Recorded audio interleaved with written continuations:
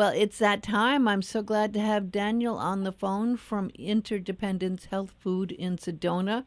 I always learn so much. It's so important for us to stay well, and that includes all aspects of our health. But I know if we don't feel good in our body, I know this after many years, you don't feel good, you all of you suffers, your mind, your feelings, your emotions, everything. So it's so important to take care of our health. How are you doing, Daniel? I'm doing pretty well today. How are you, Cindy? I'm good.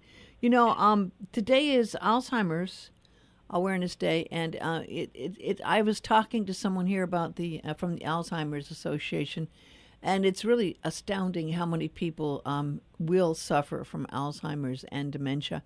But we need to really be aware that our brain health is just as important as our body health, and you can really do a lot to keep yourself well and mentally well as well. What are you going to tell us about that?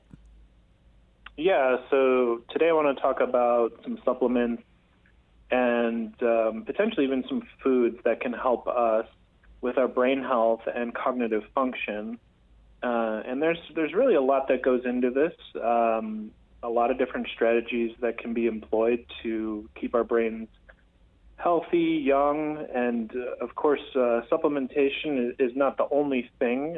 It's not the only factor, but it's definitely an area where a lot of people can notice improvements and maybe up the ante a little bit, and just improving our overall health and the health of our brains and our cognitive function.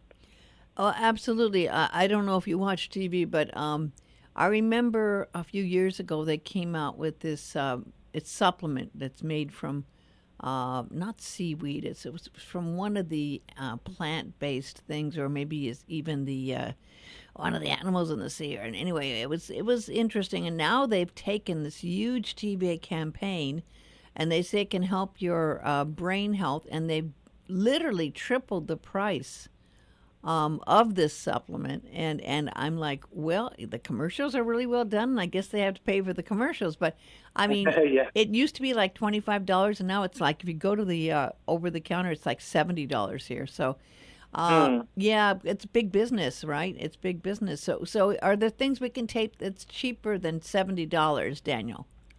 Oh, sure. Yeah, yeah. The things that I'm going to mention today are much more affordable than that. And the first one that I want to talk about, which we mentioned in the mushrooms podcast, was lion's mane mushroom. So lion's mane is a specific mushroom known to be supportive for cognitive function and the brain and the nervous system.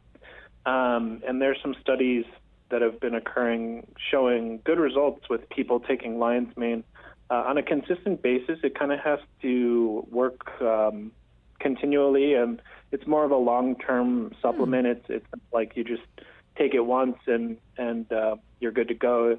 Most of the studies are showing that with more continual supplementation with lion's mane mushroom, cognitive function and recall and memory can be improved. So a very promising supplement that can be taken, and you can use it in pill form. You can get capsules, you can get powders to add to drinks or smoothies. And there's even the lion's mane coffee products that are pretty popular now as well. Well, it's so interesting because I've been learning a lot about the value of mushrooms, and part of me would think, well, a mushroom's a mushroom, but obviously there's so many kinds of mushrooms, and lion's mane is different. So it is just particular to lion's mane, not just taking reishi or other kinds of mushrooms as well, but particularly lion's mane, huh? Correct. Yeah. So one of the really interesting things about the mushroom kingdom and the medicinal mushrooms specifically is that they're kind of focused in certain areas or tasks in the body. So lion's mane really is particularly beneficial for the nerves and the brain.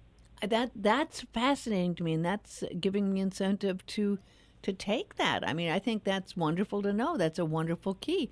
I mean, I have some, and I have to admit I've missed a few days Now that I know it, you have to take it on a long-term basis. I'll get back to that regimen because I have an incentive if it helps memory now. Thank you. Sure, sure, yeah, and it's always good too with these things to notice how we feel when we take them, and everyone's going to do differently with them. Some people might get noticeably beneficial results, and then I think that's like when you kind of know that something is good for you. And some people it might be more subtle or harder to notice, so it's always good to tune into anything beneficial that you notice. And obviously too, then if there's some kind of side effect that feels undesirable, then that's maybe not the supplement for a person. But most people do really well with lion's mane, and it's a really, really good thing. The next one that I want to talk about, so this is more so an amino acid, and it's called acetyl L-carnitine. Mm-hmm. And it's a form of amino acid that crosses the blood-brain barrier. So it's a form of L-carnitine that's a little bit different than the typical L-carnitine that can be taken more so for muscles and for like fat burning and stuff like that. So the acetyl L-carnitine version crosses the blood-brain barrier and is very good for protecting brain cells and being a potent antioxidant for the brain, as well as just increasing cognitive function. And it's one of those for me. When I take acetyl L-carnitine, it's very noticeable. Like I can feel it. I can kind of feel my brain is turned on a little bit more. Maybe I'm thinking more quickly. So it's a fantastic supplement for anyone that has maybe, a lot of work to do. It can help with just focusing and getting work done, or if you have like a, demanding job, acetyl L-carnitine can be a fantastic option for helping us kind of power through and give us some brain power. Now, I've heard of that before, but I don't know. Do you know what it's made from or what it's created from? Well, so this would be more so along the lines of like a nutraceutical, I would consider it. So It's going to be created more so in like a laboratory type of setting, or it's going to be extracted and kind of produced in, more so of like that Interesting. chemical extraction sort of way. I don't know the exact process, but yeah, I would consider acetyl L-carnitine a nutraceutical. And would this also be taken daily? You certainly can, yes. Mm-hmm. And I know a lot of like the neuro doctors who are into supplementing will recommend acetyl L-carnitine for like memory and brain health. So it's a pretty popular one as far as nootropics go. And so that term I just threw out there, nootropics, that's like a broad term for things that help our cognitive function, or supplements that we can take for the brain. I never heard of that. That's N-U, nootropics? It's actually Nootropics. Nootropics. Nootropics. Yeah. So that's a term that's been gaining popularity in recent years because, with everyone wanting to be more productive and on top of things, and really able to perform well, nootropics have become a very popular thing. Well, that's excellent to know. I always feel like when I talk to you, Daniel, that I should be taking notes. So and maybe you should send a cliff note on these things so we can post them, because we usually put them up on a Podbean. I know you're going to actually start posting these shows on your site you're creating for the podcast. Where are you going to put yours up?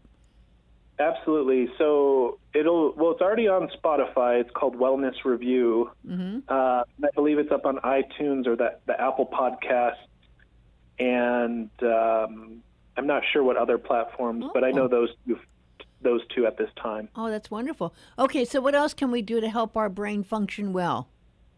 Yeah, so another one I want to talk about, which is really big for me, this is one of my favorite things, and it's going to sound like, oh, wow, how could you really enjoy that? But fish oil. So for me, fish oil is one of my go-tos and like must-haves as far as supplements go. And I really notice it when I take it, especially if I have a high-quality brand. I really like the Wiley's Finest, which specifically their Peak EPA is really one of my favorites. And fish oil contains essential fatty acids, namely EPA and DHA, which we can't produce on our own. So basically, we have to obtain them from external sources. So EPA and DHA, they have to be consumed. We're not able to make them whatsoever in our body. Well, I'm a vegetarian and I do not take fish, so I can't take fish oil. I have heard there's a couple of other takeoffs on fish oil that are available, but I don't know if it'd work the same way, of course. Well, it can, and that's been a really promising thing in the recent years too. Is I've seen more high-quality options for the algae-based omegas. Ah.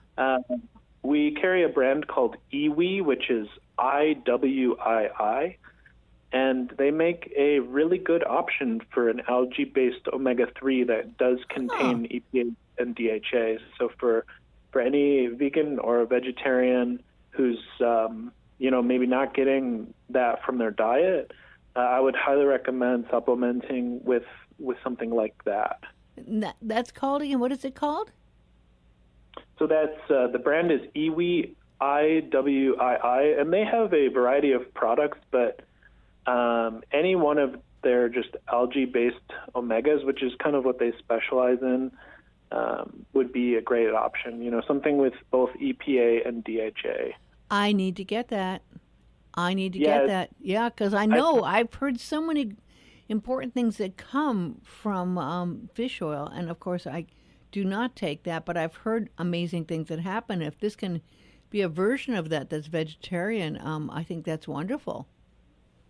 Absolutely, yeah, I would highly recommend it. Oh, I'm gonna have to try that. You're gonna have to send me some on that. That sounds like something to add definitely to my diet. Okay, you've been giving us great tips. Anything more? Yeah, so this is another oil or a fat that is really beneficial from the brain, and this one is MCT oil. And MCT stands for medium chain triglycerides. And usually they're derived, the MCT products that you'll find are derived from either coconut or palm oils, but a lot of times, they could be a blend or one of the two. And MCT oil is fantastic for the brain. So, that's a vegan vegetarian source of oils, so more open for everyone. And it'll give different types of fats than fish oil. So, I think, to be honest, they're both really good to include. Do you take it as an oil, or do you take it as a supplement? How do you take that? Well, a lot of people started doing it, mixing it in like coffee or making like the quote unquote bulletproof coffee. So that's how MCT oil got really popular, as people were blending it with their coffee and some butter. The options are pretty endless with MCT oil. I mean, you could just take a spoonful. You could certainly mix it in a smoothie or any kind of beverage. You could add it to oatmeal. I think that's one of my most favored ways to take it, is to add it to something like oatmeal that has fiber in it. And that way I'm kind of getting a more like complete meal when I'm consuming it, instead of just oil in my coffee or something like that. So you take how much, like a tablespoon, or how does it get served? A tablespoon would be like a normal kind of, good sufficient dose. You can certainly start smaller than that. Most of them will recommend building up, maybe starting with a teaspoon and then working your way up to a tablespoon. With some MCT oils and some people, there can be like bowel movement from if you consume too much at first. So that's why they recommend to, start small. But yeah, it's typically, I would say the dosage would be between about a teaspoon and a tablespoon at a time. And it comes as a jar of oil. Is that what it comes as? It can come in like a bottle of oil, Uh-huh. with a flip cap or a Uh-huh. twist off cap generally, and you Uh-huh. just pour some out. There are also capsules of it, which I would say is a less popular way to take it, because if you're doing capsules of MCT oil, you're not going to get as much from a dosage like that, and Uh-huh. typically, like we said, it's like up to a tablespoon. So yeah, it's typically just in a bottle. You pour it out and consume it. And that MCT oil, it's a combination of palm oil and coconut oil, or is it one or the other? It can be all of the above. Uh-huh. Generally, when I've seen it, it's either from coconut alone or from a blend of coconut and or palm. You'll see it'll say like derived from coconut and or palm. And it's almost like an isolated part of the oils. So you're only getting a specific fatty acid or medium chain triglyceride profile from those fats, like from coconut oil. So it's almost like it's like an extraction where they basically spin the oils, and then they take out a specific portion of it or a Oh, part of it. oh. And those are the parts that are really more easily metabolized and quickly metabolized, and then really good for the brain. It's another one. Now, I've certainly heard about the value of coconut oil and drinking coconut juice. There's a lot of coconuts on Maui. Hawaii, we Yeah. got lots of coconuts, but I have never heard of this before, and I think that's another one that sounds really interesting. I've never heard about that. Oh, MC, good. Well, M. I'm happy to share and introduce it. Yeah. And yeah, coconut oil alone is great, and even just eating coconut or drinking coconut water, those are all fantastic too. So the MCT oil, it's almost like it's like a supercharged version of Yeah. the coconut oil for the brain. I think that's wonderful. My gosh, these are great tips. And now we have about 3 or 4 minutes. Anything else that you could recommend? Well, there are a few, of course. So I'll go into, let's see, choline and phosphatidylcholine. That's one that's really good for the brain, and specifically will increase choline in the brain, or acetylcholine in the brain, which is like the memory neurotransmitter. So if we take choline, we can often feel kind of similar to with the acetyl L-carnitine, like just more on it. The brain turns on more, maybe a little more fast, quick thinking, troubleshooting, problem solving, stuff like that. And some food sources that contain choline. One of the biggest is actually eggs. So I would when never people have known that. I've never heard that before.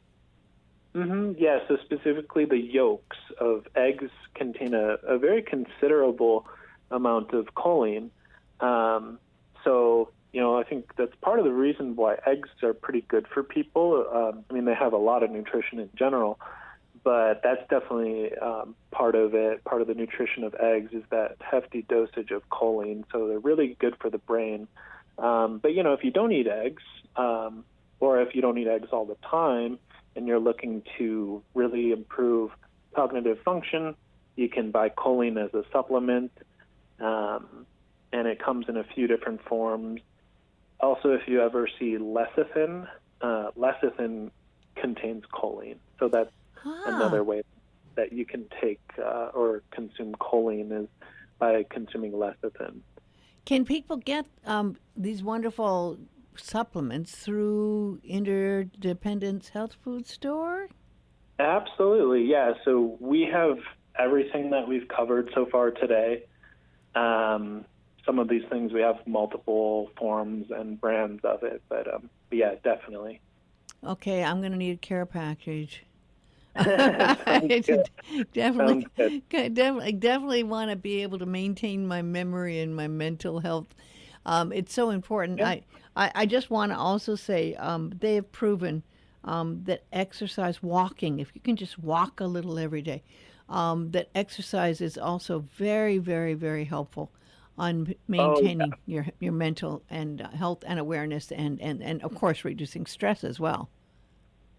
sure. Yeah, yeah. Many different factors. We could talk about so much more here. So, Well, we'll do a um, part two. We'll do a part two. You know, yeah, yeah, I, too. I was talking to someone from the Alzheimer's Association. She told me something I never had heard before, that the heart health also is related to the brain health because the heart pumps oxygen, and when the brain doesn't get enough oxygen, it goes under stress and strain as well. So your Yeah. heart health is very much to be considered in maintaining good mental health as well. I'd never had heard that before. Oh, that makes so much sense to me. Yeah, I feel like the interconnectedness of the body. Yeah, it's definitely it's important to keep that in mind too. It's like, not that not one part of the body is isolated from the rest of it. It's a whole system. Well, and in fact, I told her what you had told me about how important your good gut health is to the heart as well. So, yes, there goes the interconnectedness again, which kind of ties in with interdependence health food stores. So I thank you so much, Daniel. People can check this out.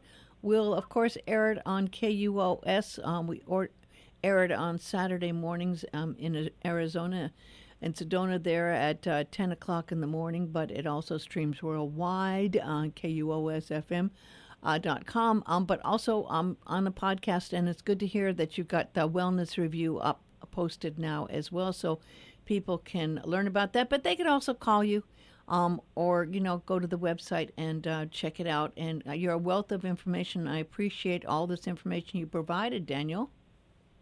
Oh, you're so welcome, Cindy. Yeah, this has been a great chat today, and I'm glad that that our talk it lined up with the National Alzheimer's Day, so that was kind of serendipitous. Yes, indeed. Well, thank you and stay healthy. You too. Thank you so much. Okay, aloha.